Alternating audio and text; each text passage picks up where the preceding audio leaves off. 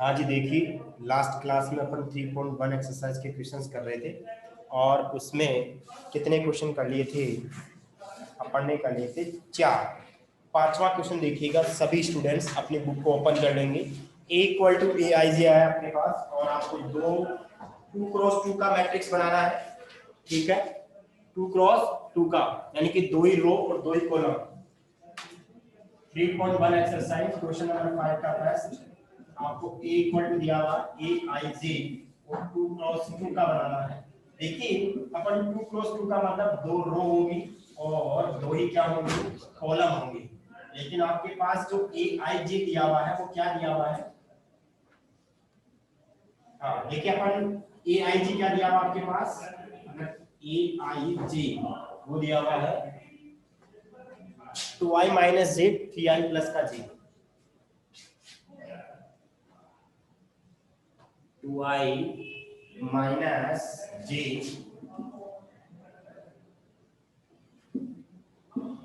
आई plus 3i plus, ऐसा है क्या?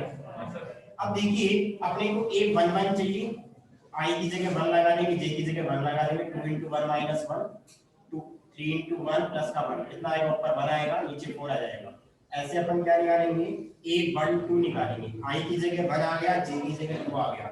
जहां आई वहां तो 1 लिख देंगे और जहां जे 2 लिख देंगे। तो 3 इंटू 1 प्लस 2, ऊपर 0 नीचे कुछ भी, तो आंसर इज 0।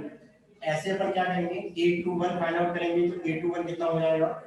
आई वैल्यू 2 होगा और जे की वैल्यू 1 होगी। तो 2 into 2 minus 1 and 3 into 2 plus 1, ऊपर आएगा 4 माइनस 1 3 और नीचे आएगा 3 अपॉन 7। अरे आएगा कि नहीं आएगा? और ऐसे अपन क्या निकालेंगे? ए 2 2 निकालेंगे, आई की वैल्यू भी 2 और जे की वैल्यू भी 2। आई की जगह 2 लिखेंगे तो 2 इंटू 2 माइनस 2 और 3 इंटू 2 प्लस 2। 4 माइनस 2 इज 2 और नीचे आएगा 8। 2 अपॉन 8 1/4। अपने पास जो मैट्रिक्स आया वो क्या आया? a11 की जगह कितना आ जाएगा? 1/4। a12 की जगह 0, 3/7 एंड 1/4। ये आंसर आ रहा होगा। हाँ, ये फर्स्ट पार्ट हो गया है इसका। ऐसे अपन इसका सेकंड पार्ट करेंगे, ऐसे ही करेंगे थर्ड वाला। तो एक और बता दूं मैं, सेकंड वाला बता देते हैं, ए आई जे वाला। सेकंड पार्ट देखिए, ए आई जे दिया हुआ आपका आई प्लस 2j का स्क्वायर अपॉन 2i। ठीक है, अपने पास मैट्रिक्स क्या आएगा? वही a11 a12 a21 a22 a11 आएगा। तो कितना हो जाएगा? देखिए i की जगह 1 लिखेंगे, j की जगह 1 लिखेंगे। 1 प्लस 2 इंटू 1 अपॉन 2 इंटू 1 और इसका स्क्वायर। देखिए 2 इंटू 1 2, 2 प्लस 1 3, 3 का स्क्वायर 9, 9 अपॉन 2। ऐसे आप ए 1 2 फाइंड आउट करेंगे, आई की वैल्यू 1 लिखेंगे, जे की वैल्यू कितना लिखेंगे? 2 लिखेंगे और इसका स्क्वायर नीचे 2 इंटू 2 कितना हो जाएगा? 2 2 4, 4 प्लस 1 5, 5 का स्क्वायर 25, 25 अच्छा 2 इंटू 1 25 पर 2 आ रहा होगा। ऐसे अपन ए क्या निकालेंगे? 2 1 निकालेंगे तो कितना आएगा यहाँ से? हाँ, कल से स्टार्ट किए एक्सरसाइज है। कल पहला पार्ट था थर्ड चैप्टर का, दूसरा पार्ट। ठीक है, कल स्टार्ट कीजिए, आज 3.1 खत्म हो जाएगी, 3.2 की थ्योरी करवा देंगे। ओके, अब देखिए a21, तो यहाँ पे i की वैल्यू 2, j की वैल्यू कितनी है? 1, इसका स्क्वायर आएगा और नीचे क्या आएगा? 2 इंटू 2, 2 प्लस 2 4, 4 का स्क्वायर 16, 16 अपॉन 4 इज 4। समझ में आ रहा है ना? ऐसे क्या फाइंड आउट करेंगे? a22 कितना हो जाएगा यहाँ से? 2 प्लस 2 इंटू 2 और नीचे 2 इंटू 2। बताइए कितना आंसर आएगा? 4, 4 प्लस 2 6, 6 का स्क्वायर 36, 36 अपॉन 4 इक्वल टू 9। ये तो सोल्व कर सकते हो ना? कितना आ जाएगा? 9। अपने पास मैट्रिक्स क्या आएगा? अपने पास एक मैट्रिक्स आ जाएगा जिसमें फर्स्ट एलिमेंट 9/2, दूसरा वाला 25/2 एंड 4 9। स्क्रीनशॉट ले लो इसका। इसका थर्ड वाला पार्ट आपको करना है। 1 मिनट का टाइम आप नोट भी कर सकते हो।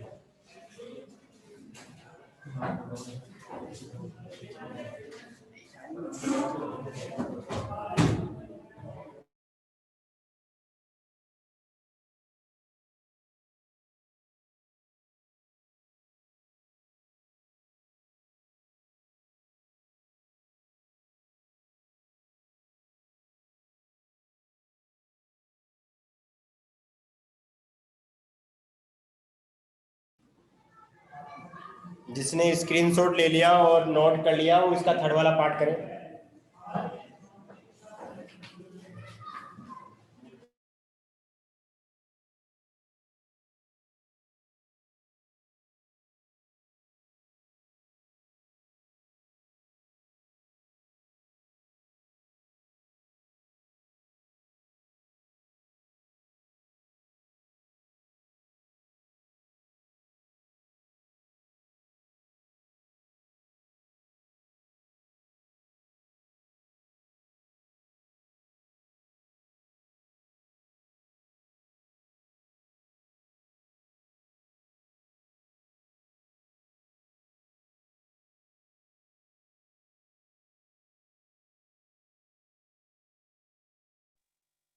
सर स्कूल आ सकते हैं?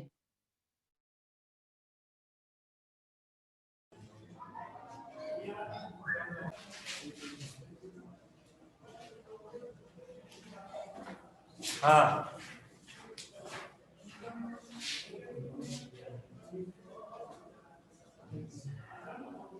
डीजी आलोक सर 7th क्वेश्चन समझाओ। तो 7th बता रहा हूँ, इतना जल्दी क्या हो रही है? कौन है डीजी आलोक?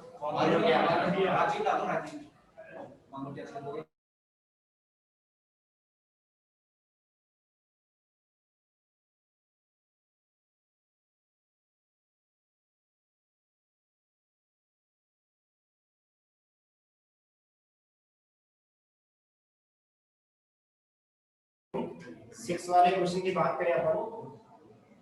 6 वाले क्वेश्चन में आपको करना क्या है? ए इक्वल टू दिया हुआ ए आई जे, कौन से ऑर्डर का बनाना है? 2 into 3 का। क्या मैं सही बोल रहा हूँ? ए इक्वल टू ए आई जे और ए आई जी की वैल्यू भी दे रखी है 1/2 2i माइनस का 3j मोड के साथ।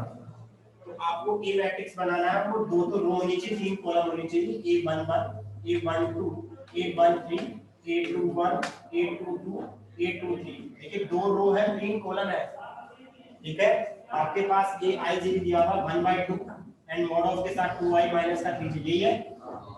अब देखिए A11 फाइंड आउट करेंगे तो कितना आएगा? 1/2 2 into 1 माइनस का 3 into 1। देखिए मोड के अंदर पॉजिटिव वैल्यू तो पॉजिटिव आती है, लेकिन नेगेटिव वैल्यू भी क्या हो जाती है? पॉजिटिव। यहाँ से 2 - 3 -1, लेकिन -1 का मोड इज पॉजिटिव, 1 आएगा 1/2। क्या आगे इस फाइंड आउट कर सकते हो? क्या A12 भी फाइंड आउट कर लोगे, A13 भी फाइंड आउट कर लोगे, A21 A22 A23 सभी वैल्यू इसमें वापस रख देंगे तो आंसर आ जाएगा, ठीक है। हाँ जी, ओके। एक और फाइंड आउट करते हैं, A12 और फाइंड आउट कर लेते हैं। तो 1/2 2 into i की वैल्यू इज 1 माइनस 3 into 2, तो 2 - 6 - 4 का मोड पॉजिटिव 4, 4/2 is 2। आगे कर लोगे इसको सोचना। Question number 7।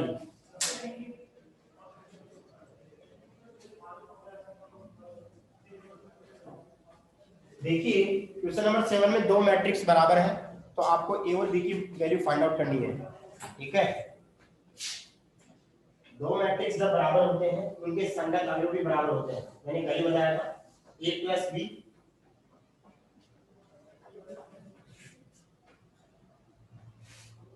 2 7 ab माइनस का 3 4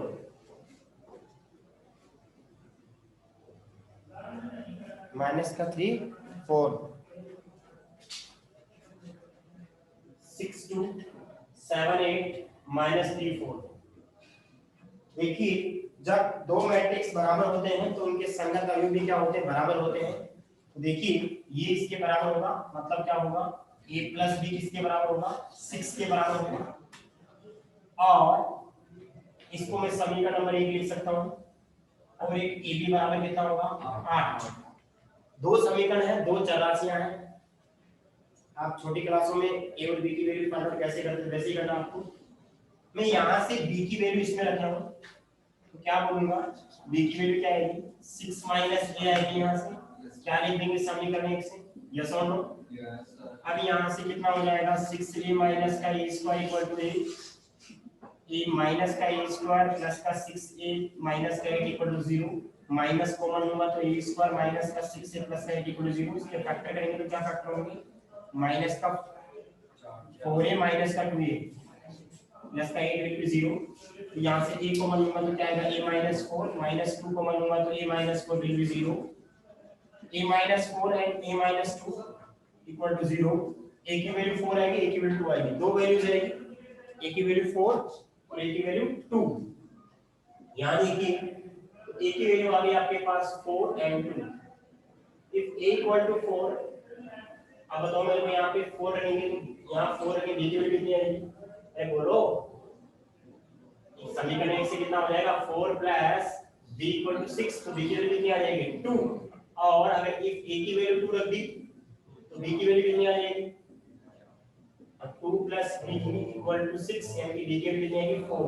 आंसर क्या होगा, अतः देखिए लिखने का तरीका क्या होगा, a का मान अगर 2 है तो b का मान 4 आएगा, या a का मान 4 है तो b का मान क्या आएगा, 2। ऐसे लिखना है, ठीक है। तो ये डीजे आलोक है, क्या होता है डीजे, स्क्रीनशॉट ले लो इसका, नोट कर ले।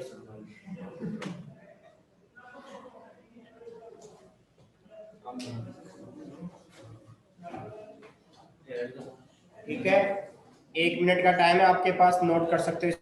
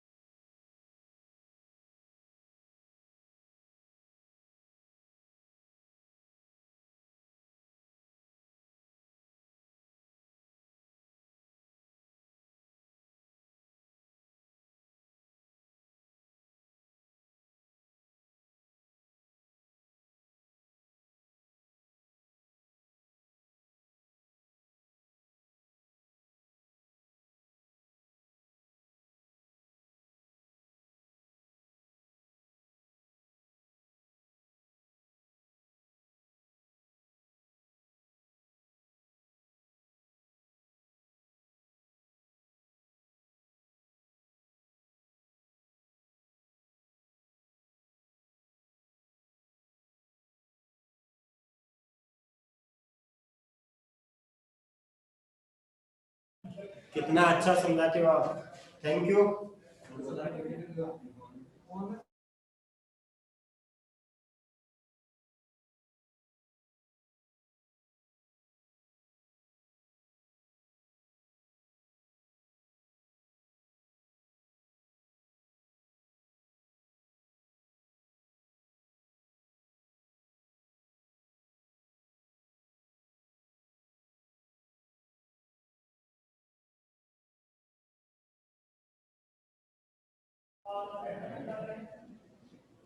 हाँ जी,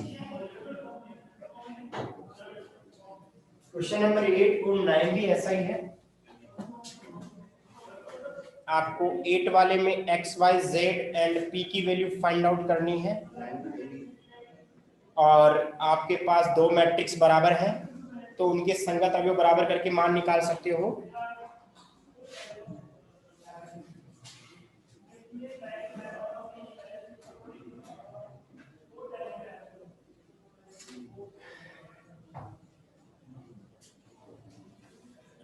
हाँ देखिए, क्वेश्चन नंबर 8 का सॉल्यूशन, आपके पास दो मैट्रिक्स बराबर है, 2x 3x plus y minus x plus z, 2x आगे क्या है 3x plus Y minus X plus Z 3y minus 2b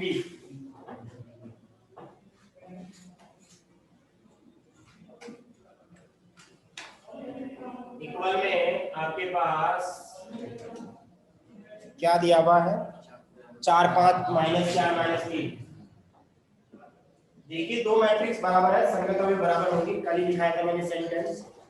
तो 2x इक्वल टू कितना हो जाएगा will be 4 x will be 2 आएगा, ऐसे अपन इसको इक्वल कर देंगे 3x प्लस का y इक्वल टू 5 आएगा, x की वैल्यू यहां रख देंगे तो y आ जाएगा 3 into 2 प्लस का y, बताइए y कितना आ जाएगा 6 y इक्वल टू -1 आ जाएगा। ठीक है, ये सोल्व कर दिया मैंने है ना। और ऐसे ही इसमें रखेंगे तो z भी आ जाएगा -x plus z equal to -4, x की वैल्यू -2 तो -2 प्लस का -2 प्लस का z इक्वल टू -4, तो z की वैल्यू देखिए 2 दे जाएगा तो -2 आ जाएगा। और लास्ट में हिंदी मीडियम है ना, तथा यहाँ पे क्या हो जाएगा 3y माइनस का 2b इक्वल टू -4, y की वैल्यू लगाएंगे यहाँ पे तो -1 माइनस 2b, यहाँ सोल्व करेंगे तो -3 है, उधर जाएगा तो +3, b की वैल्यू देखिए -1, b इक्वल टू 1/2 आ रहा होगा।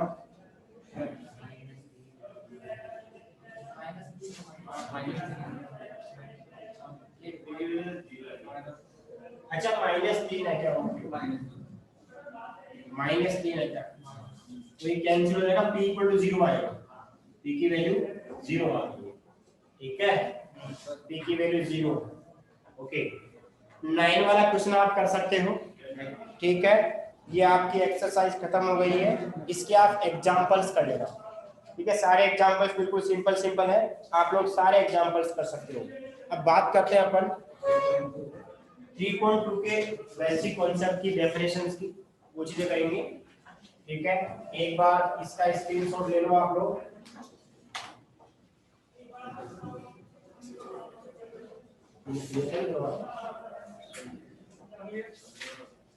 हाँ, इसका स्क्रीनशॉट ले लो, फिर आगे चलते हैं अपन 3.2 में।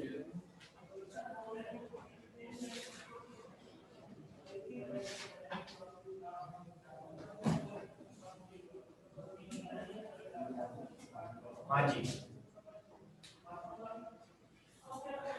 देखिए दो मैट्रिक्स को जोड़ कर सकते हैं, माइनस कब कर सकते हैं, गुणा कब कर सकते हैं, वो देखिए 3.2 की बात करें, इसमें पहला कॉन्सेप्ट है दो मैट्रिक्स या दो से ज्यादा मैट्रिक्स का योग।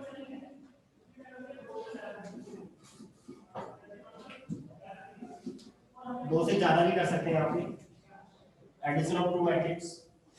देखिए दोनों मैट्रिक्स का ऑर्डर सेम होना चाहिए, क्रम सेम होना चाहिए। कहने का मतलब अगर आपके पास कोई मैट्रिक्स ए है तो उसका जो ऑर्डर होगा, अगर मान लीजिए m into n का है, अगला जो मैट्रिक्स आएगा उसका ऑर्डर भी कितना होना चाहिए, m into n का ही होना चाहिए।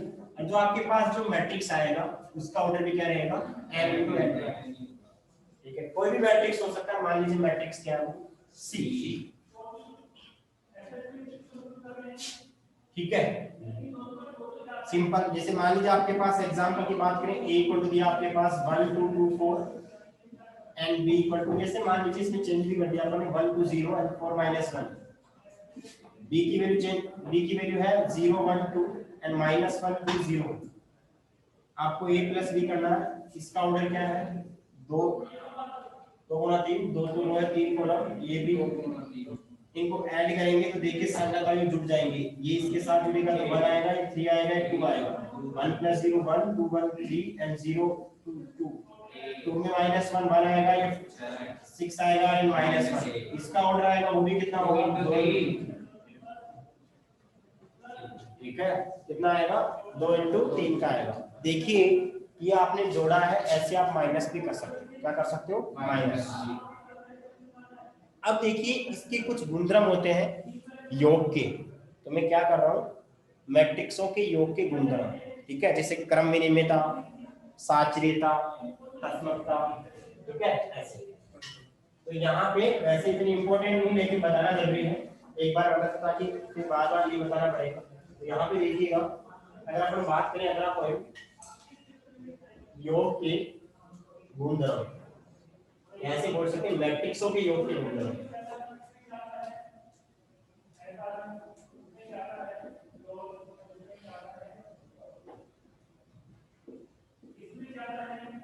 योग के गुणधर्म, properties of addition of two और मोर देन टू मैट्रिक्स, इनका गुणधर्म पढ़ेंगे। देखिए पहला क्रम विनिमय,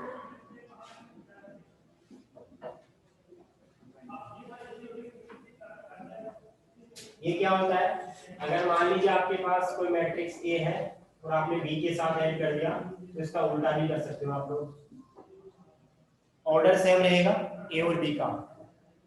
नंबर दूसरा है साचे ए का,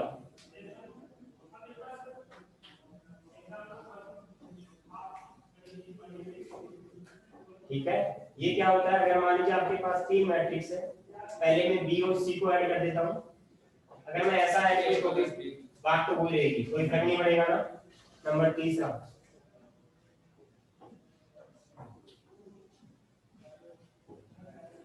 देखिए इसका मतलब क्या होता है, आप किसी मैट्रिक्स में क्या ऐड करो कि वापस वही मैट्रिक्स आ जाए, तो बताएगा जीरो,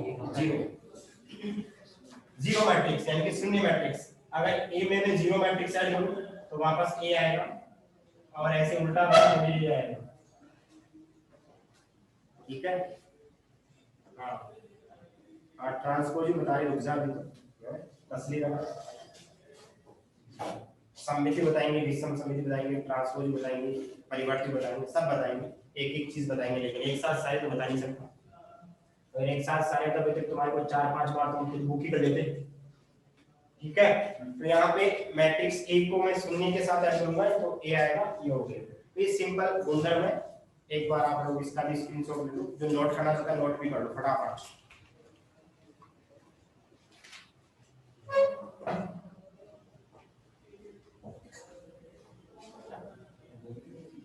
देखिए ये जीरो मैट्रिक्स को शो कर रहा है जिसके सभी एलिमेंट्स विल बी 0 0 0 0 0 होंगे, ऑर्डर सेम होगा ए और जी शून्य मैट्रिक्स का।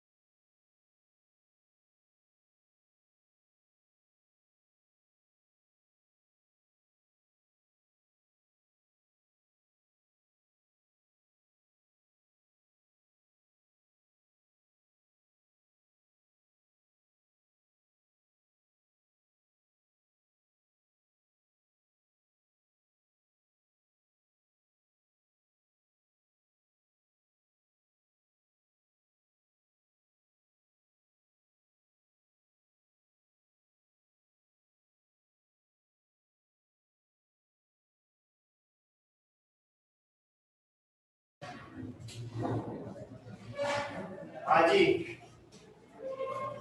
तो ये बात थी योग की। अब अपन गुणन की बात करें, थोड़ा ये इंपॉर्टेंट है, गलतियां इसी में होती है गुणा करने में मैट्रिक्स को।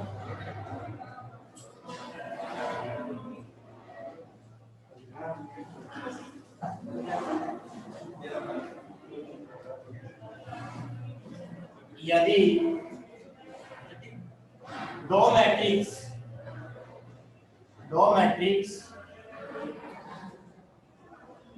ए तथा बी का गुणन ए बी तभी संभव है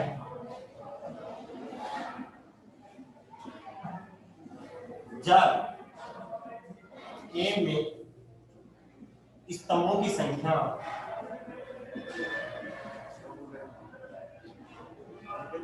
बी में पंक्तियों की संख्या के बराबर है।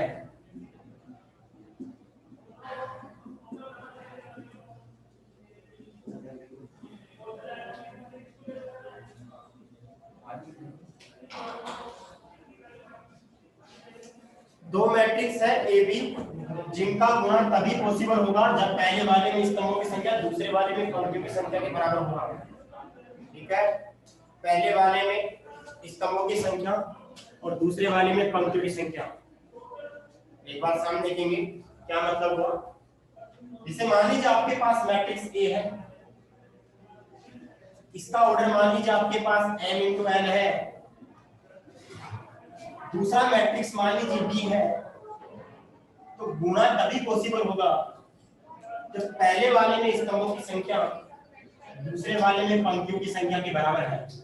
अब आप मेरे को ऐसे बताओ, क्या इसमें स्तंभों की संख्या और क्या इसमें पंक्तियों की संख्या बराबर है? बिल्कुल है। तो जो नया मैट्रिक्स आएगा, मान लीजिए आपके पास ए बी आ गया या मान लीजिए आपके पास कोई नया मैट्रिक्स सी आ गया, जो भी आ गया, इसको रख कर दो।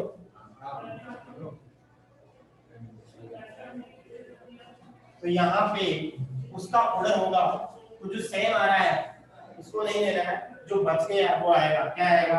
m cross p, m into p।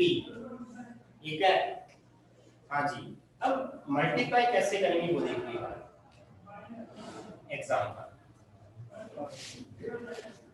जैसे मान लीजिए आपके पास तो मैट्रिक्स है ए और A11 A12 A21 A22 आपके पास ये मैट्रिक्स। ठीक है, दूसरा मैट्रिक्स है बी, वो है B11 B12